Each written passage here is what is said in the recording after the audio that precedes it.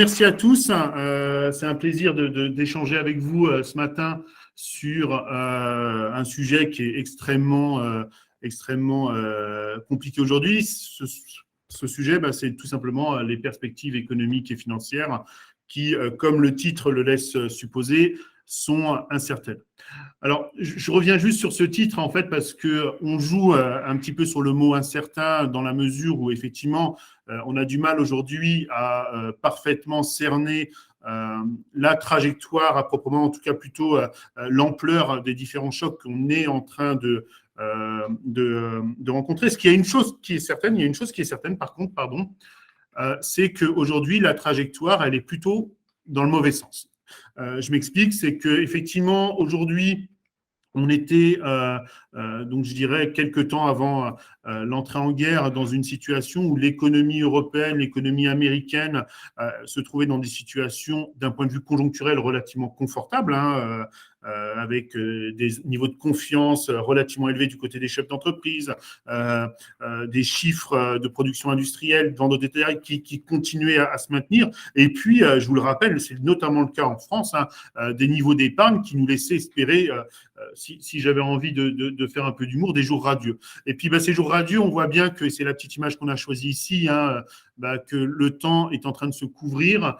L'image qui a été choisie là, volontairement, représente notamment un champ de céréales, parce que c'est l'une des grosses problématiques qui va se poser aujourd'hui, comme vous allez bien le constater au cours de cette petite présentation. Donc, avant de rentrer vraiment dans le détail, effectivement, depuis cette situation, encore une fois, globalement favorable, si ce n'est sur le point de l'inflation, et je vais revenir en détail dessus, qu'est-ce qui nous est arrivé ? On a eu effectivement le déclenchement d'une guerre en Ukraine, c'est un premier point.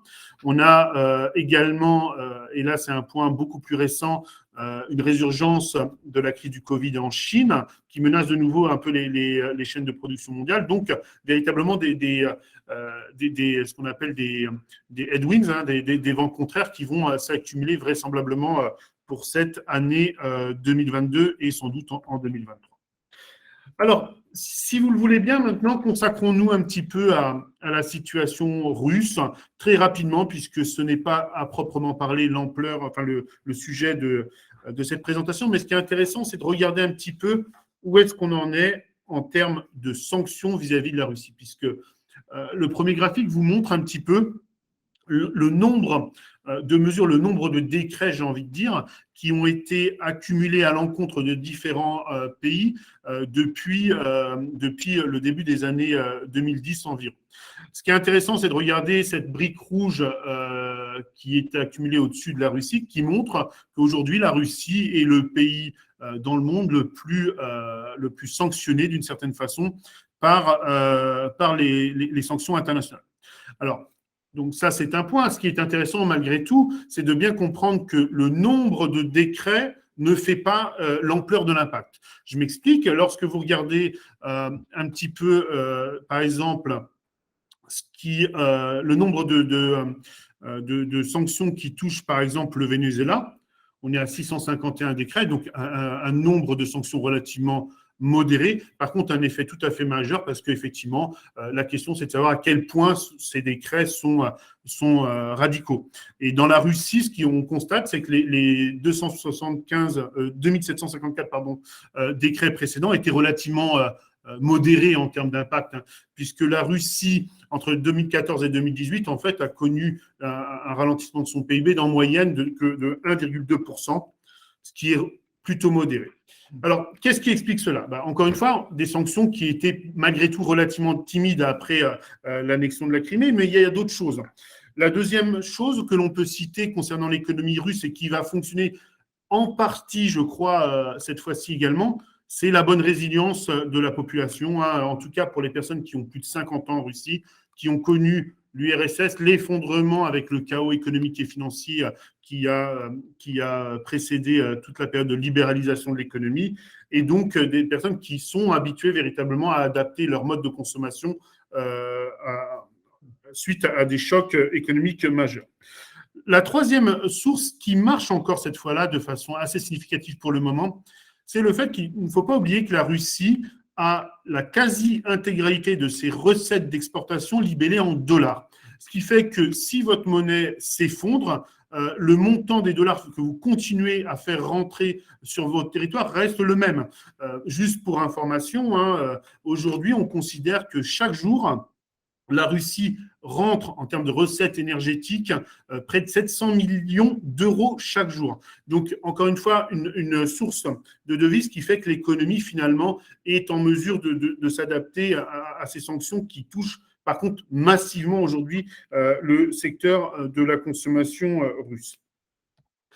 Alors, par contre, c'est vrai qu'en face de ces sanctions qui sont économiques, financières, on a un certain nombre de sources hein, d'inquiétudes concernant notamment la soutenabilité du secteur financier russe. Alors, ce premier graphique qui est présenté ici est intéressant parce qu'il montre un petit peu la correction des actifs russes en Russie. C'est le premier point, c'est l'indice moscovite MOEX qui, je vous le rappelle, a cessé de coter début mars. Donc, après avoir perdu, je crois qu'on était à moins 33% depuis la veille début de la guerre. Donc, les autorités ont jugé que le risque d'effondrement de la sphère financière russe était trop important et ont tout simplement arrêté de coter. Ce qui nous intéresse, nous, ici, ça va être la courbe rouge, qui est un indice coté à Londres, qui s'appelle le Dow Jones USA GDR. Donc, les GDR, c'est les Global Deposit Receipts.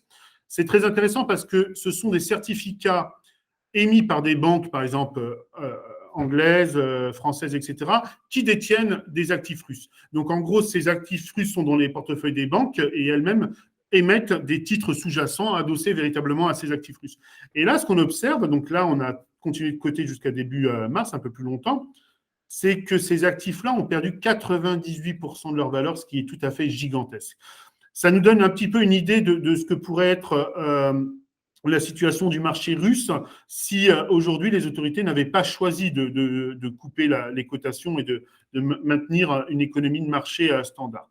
Pour information, hein, puisqu'on est assez globalement dans les chiffres depuis le début de cette crise, le seul marché moscovite, c'est 540 milliards de dollars.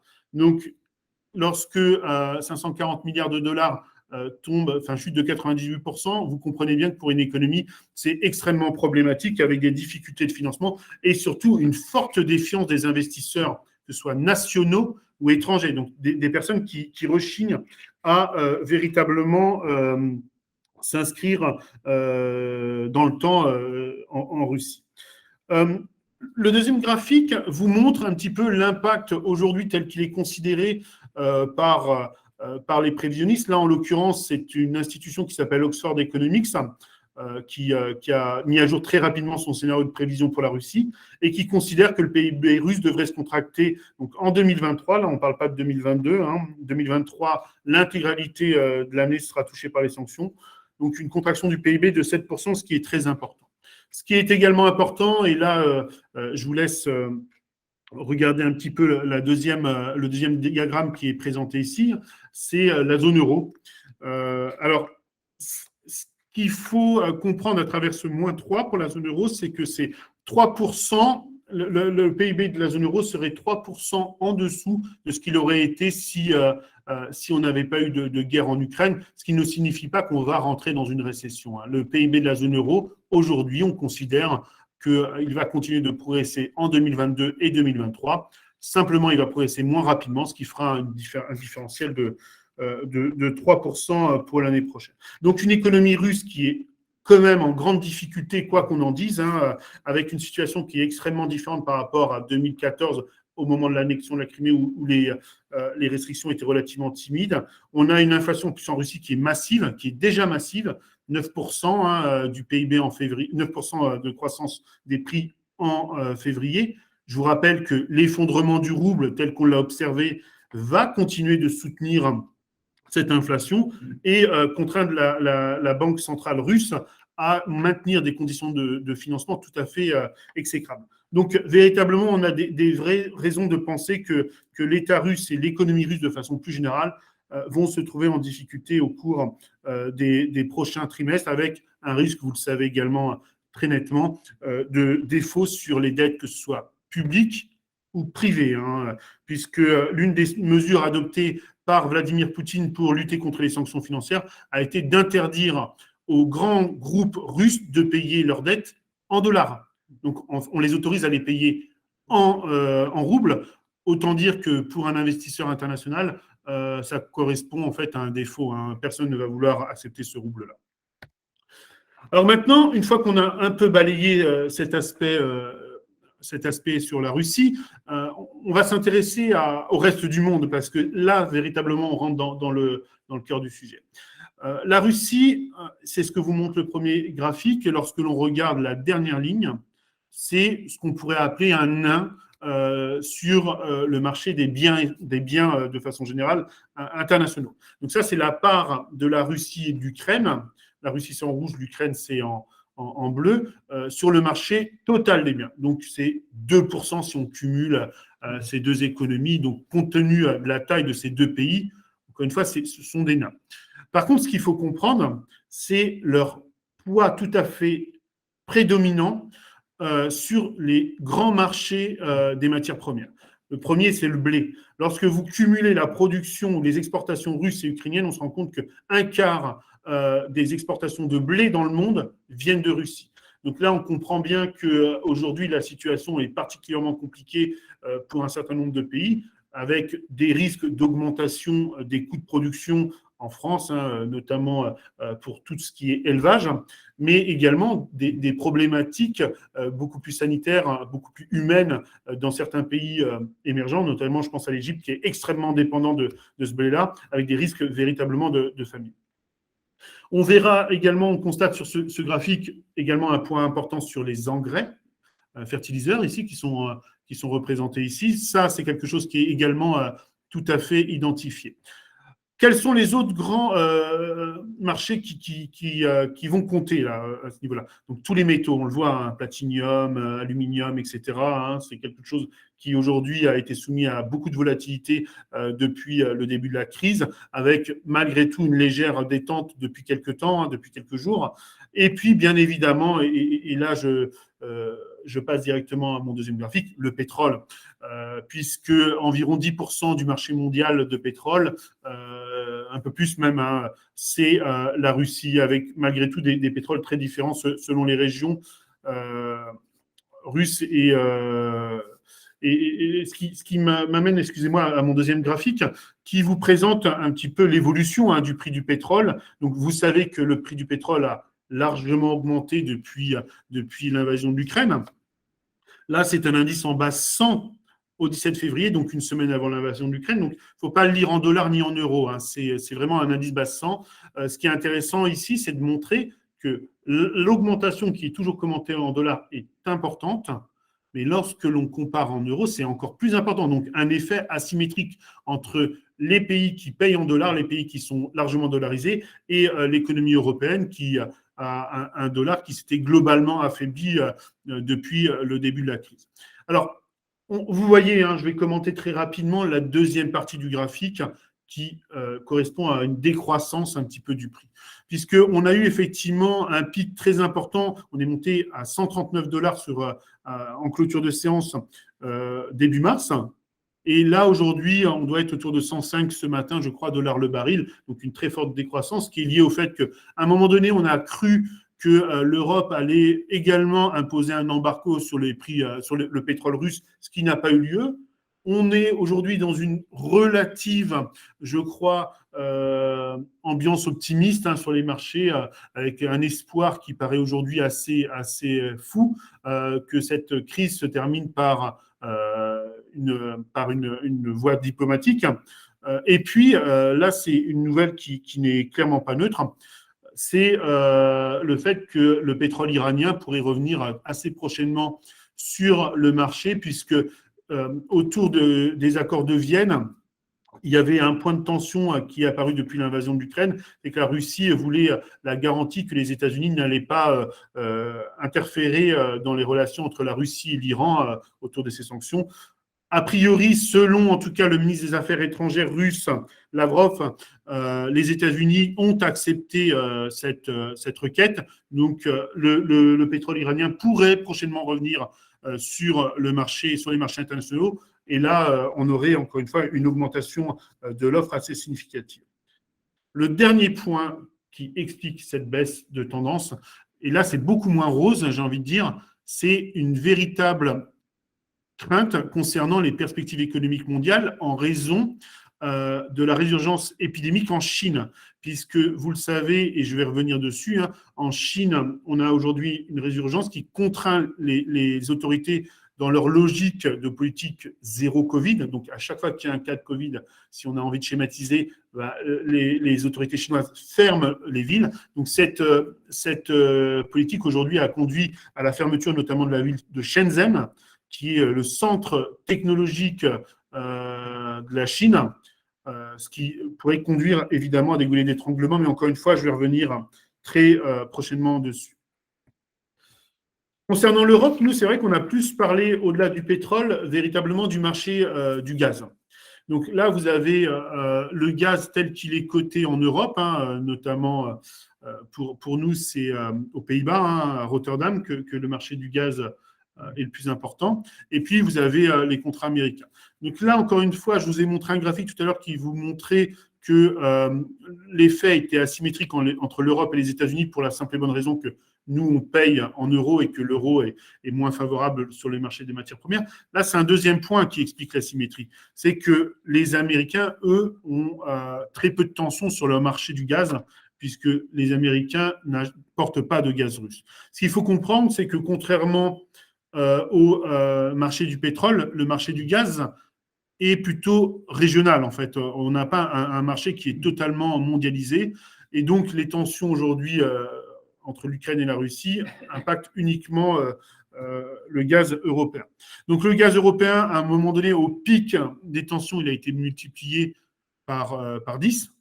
Donc, ce qui est extrêmement significatif, hein. Ça fait une augmentation de 1000% entre 20 euros le mégawattheure au début donc, de l'année 2021 et 200, hein, tout à fait significatif. Depuis, on a un petit peu baissé, puisqu'on revient aux alentours de 110 euros le mégawattheure. Donc, il y a une vraie inflexion hein, qu'il faut souligner. Par contre, c'est vrai que, compte tenu de notre dépendance au gaz russe, cette hausse de prix qui reste très importante va avoir des conséquences.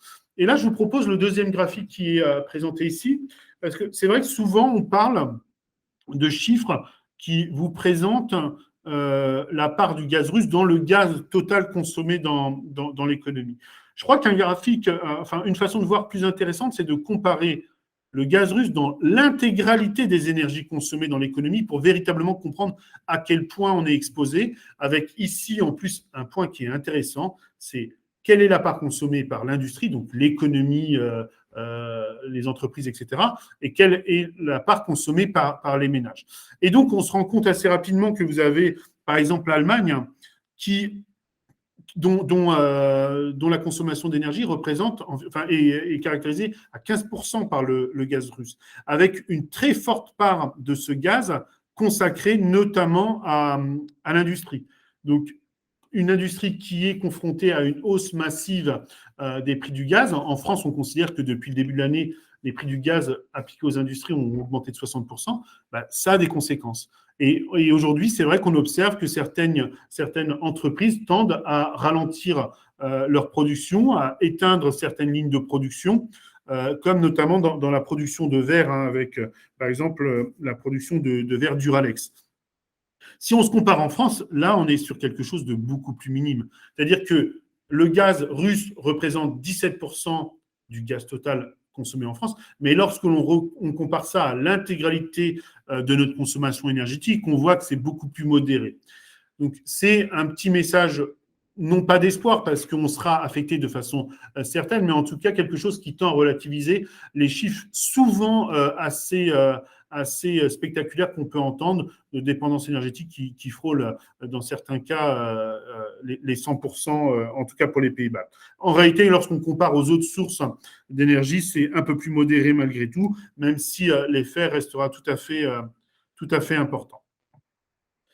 Maintenant, ce graphique, le premier, vous montre quels seront les secteurs d'activité qui seront les plus touchés par ce choc émanant de la Russie. Et là, on voit que c'est le secteur de la construction qui va subir de plein fouet le choc pour plusieurs raisons. C'est que, encore une fois, l'économie russe au niveau du commerce international de biens est minime, c'est ce qu'on a dit, mais un poids prépondérant sur le marché des matières premières. Le secteur de la construction va cumuler un certain nombre de briques négatives qui sont premièrement donc la hausse des prix de l'énergie. Le secteur de la construction consomme beaucoup d'énergie. La hausse des prix des intrants, donc de façon très évidente, hein, on a notamment le ciment qui utilise beaucoup de gaz, enfin d'énergie pour être produit, etc. Donc énergie, intrants. Et puis, il ne faut pas oublier que le secteur de la construction est un secteur qui est extrêmement sensible à la confiance des ménages et des entreprises. Et là, ce que l'on constate, c'est ce que notamment on vous a présenté sur le deuxième graphique, lorsqu'on commence à avoir les premiers indicateurs de confiance, que ce soit sur les ménages ou les entreprises, c'est qu'on est en train de vriller. Ça, c'est un indicateur mondial. C'est ce qu'on appelle le Sentix mondial. Et on voit que vous allez avoir une chute assez vertigineuse. Pour l'instant, la chute, elle est modérée, c'est-à-dire qu'on s'arrête à zéro. Par contre, lorsque vous regardez la trajectoire, elle est nette, elle est tout à fait nette. Donc la question, c'est est-ce qu'on va s'arrêter là ou est-ce qu'on va continuer à plonger ? Y a des chances que la situation continue de se dégrader au cours des prochains mois. On a le ZOO allemand, je ne sais pas si vous connaissez cet indicateur, on a le ZOO allemand qui est sorti hier, donc le ZOO, Z-E-W, c'est un indicateur de confiance également qui caractérise le système financier allemand. Donc on demande aux banquiers, aux financiers, quel est votre sentiment sur aujourd'hui les perspectives d'activité en Allemagne, et on a le même constat. Donc on commence à avoir 2-3 signaux qui laissent supposer que la confiance a été très fortement dégradée. Et là encore, on comprend bien que si vous êtes un ménage français résident en Bretagne, vous allez avoir une confiance qui va sans doute un peu plus résister que si vous êtes un ménage qui habite par exemple en Lettonie, où là, la guerre a une réalité un peu dramatique. Si on se consacre aux autres facteurs aux autres secteurs, on voit que l'industrie manufacturière va être affectée comme la construction de façon assez nette, avec malgré tout un impact lié à la confiance qui devrait être un peu plus modéré. On comprend bien qu'il y a des choses notamment l'agroalimentaire, etc., qui vont continuer à tourner, y compris si le prix des intrants explose. Et puis, vous allez avoir les services où là, c'est principalement la confiance, un peu moins d'effet sur les matières premières, que ce soit énergie ou pétrole, même si, bien évidemment, entre les différents secteurs, c'est très différent. On a, par exemple, le secteur du tourisme qui est très exposé avec, par exemple, le prix des billets d'avion qui pourrait exploser au cours des prochaines semaines. Donc, des chocs qui sont extrêmement diffus entre les différents secteurs d'activité, et puis un choc commun qui sera autour de moins 3 points de PIB, attendu l'année prochaine au sein de la zone euro. Alors, comme je vous l'ai dit, on a un autre facteur qui va émerger et qui est en train d'émerger pleinement ici. C'est la résurgence des cas de Covid en Chine continentale. Vous le savez, les autorités chinoises ont mis en place, depuis le début de la crise du Covid, une politique dite zéro Covid. Donc, concrètement, ils mettent des scellés à des immeubles lorsqu'il y a un cas dans l'immeuble. Ils interdisent à des villes entières ils passent des villes entières sous cloche dès l'instant qu'on commence à avoir quelques cas. Et là, ce qu'on observe aujourd'hui, c'est véritablement, j'ai envie de dire une flambée, mais là encore, on va essayer de relativiser la chose. On a une progression ici en croissance mensuelle qui montre qu'effectivement, c'est en train d'exploser, la plus forte progression mensuelle depuis le début de la crise. Par contre, ce qu'il faut avoir en tête, c'est qu'aujourd'hui, le nombre de contaminations quotidiennes au Covid en Chine est extrêmement faible. Hier, les autorités chinoises ont reporté environ 5000 cas sur la journée, un peu moins de 5000 cas. Évidemment, on est très loin de ce qu'on a pu observer en France, alors même que la taille du pays est très différente. Alors ça, c'est en mesure de nous inquiéter en raison, premièrement, la Chine, pour le coup, contrairement à la Russie, est un véritable moteur de la croissance mondiale et du commerce mondial, c'est un premier point, mais également parce que on était en train d'observer une normalisation de ce qu'on a appelé les goulets d'étranglement. C'est ce qu'on peut voir sur le deuxième graphique qui montre les délais de livraison entre clients et fournisseurs. Les goulets d'étranglement étaient arrivés à un point que finalement les délais de livraison, selon l'indicateur PMI manufacturier, avaient atteint un niveau historique. Pardon. On était en cours de normalisation, on commençait à avoir des entreprises qui disaient moi, c'est en partie normalisé, j'ai plus de difficultés d'approvisionnement, les délais reviennent à la normale. Et là, aujourd'hui, lorsqu'on observe encore une fois des grands ports de commerce chinois fermés, lorsqu'on observe par exemple Foxconn, le sous-traitant historique d'Apple, fermer ses usines, Toyota, etc., on comprend bien que cette trajectoire qui allait vers du mieux pourrait s'essouffler, voire s'inverser assez significativement. Aujourd'hui, ce qu'il faut comprendre, c'est qu'on a eu notamment la Banque centrale européenne et la Banque de France qui ont publié leur scénario de prévision pour 2022-2023, ont dégradé légèrement en parlant de la crise en Ukraine. Par contre, les faits qu'elles anticipaient étaient modérés tout simplement parce qu'elles n'avaient pas vu ce choc-là arriver. Donc, la Banque de France et la Banque centrale européenne ont fait leurs prévisions arrêtées au 28 février, avec pour hypothèse que la normalisation de ces goulets d'étranglement allait se poursuivre. Et là, véritablement, je crois que c'est une vraie source d'inquiétude, d'autant plus que, vous le savez, je vais arriver dessus tout de suite, c'est qu'on a un problème aujourd'hui dans les économies avancées, et ce problème, ça s'appelle l'inflation. L'inflation au sein de la zone euro, c'est 5,8% au mois de février, avec une inflation sous-jacente. Donc là, si on enlève les prix de l'énergie, qui, on le sait, c'est la petite brique qui est grise là, ont un effet tout à fait important. En gros, les 2/3 de ce qu'on observe sur l'inflation aujourd'hui, c'est des prix de l'énergie.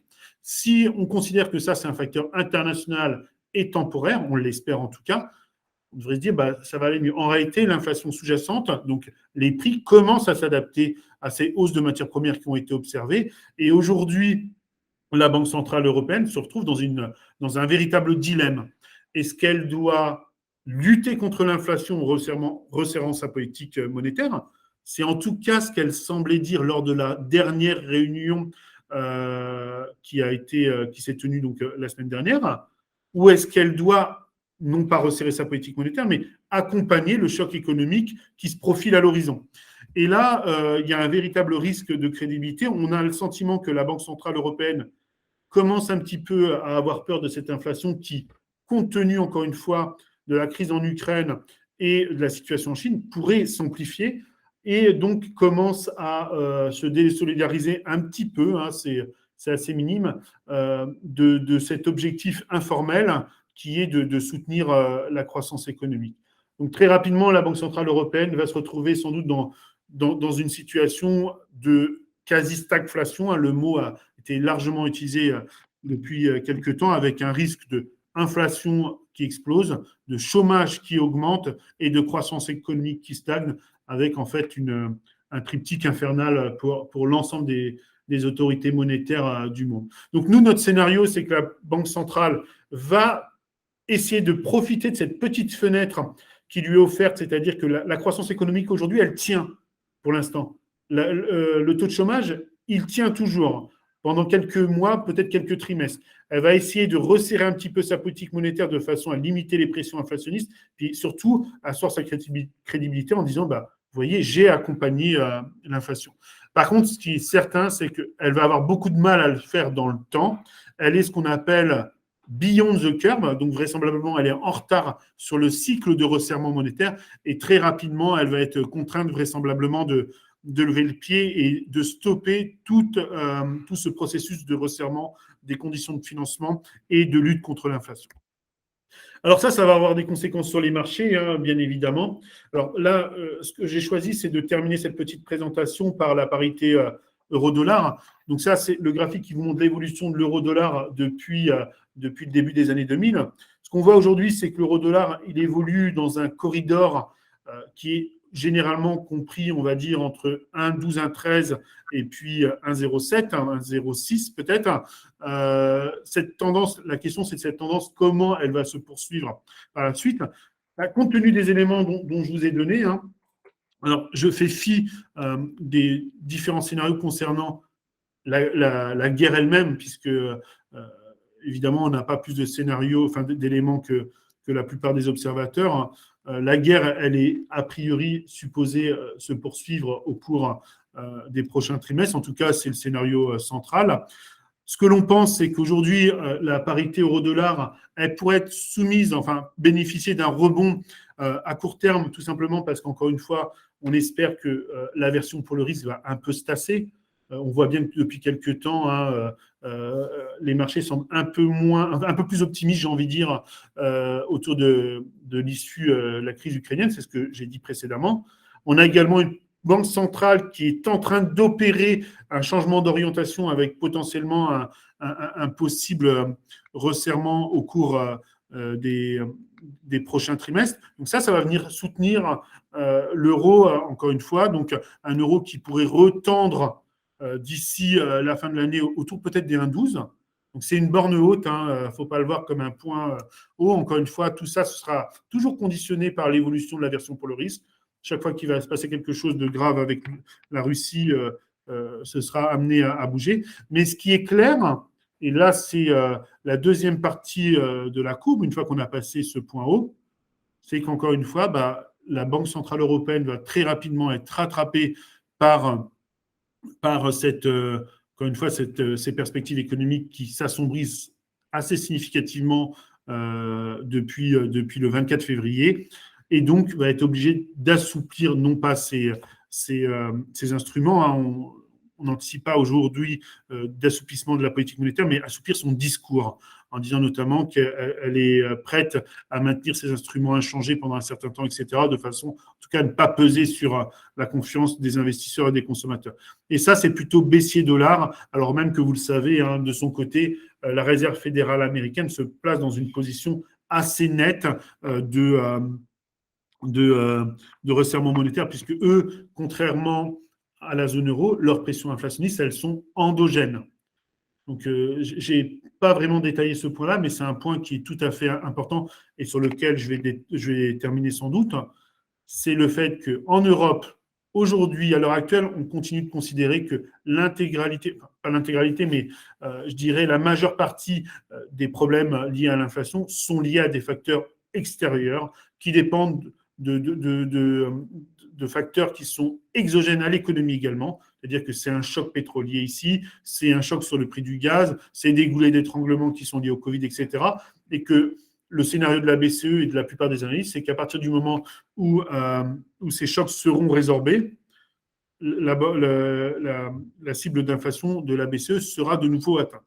Pour les États-Unis, c'est très différent puisque eux, ils ont eu une sursollicitation de leurs demandes pendant la crise du Covid avec des ménages qui ont accumulé beaucoup d'épargne et qui l'ont consommé dans des proportions assez incroyables. Je vous rappelle qu'aux États-Unis, au début de la crise du Covid, les personnes au chômage avaient touché une allocation de l'ordre de 2 600 $ par mois.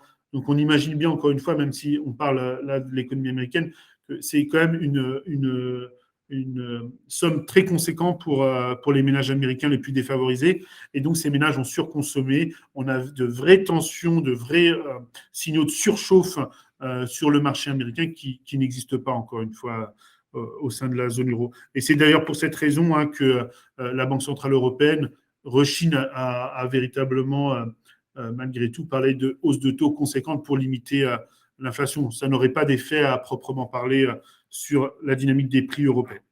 Voilà pour cette petite présentation. Hein. Donc, si vous avez des questions, que ce soit sur le sujet, les sujets présentés ou sur d'autres, n'hésitez pas. On sera ravis d'y répondre.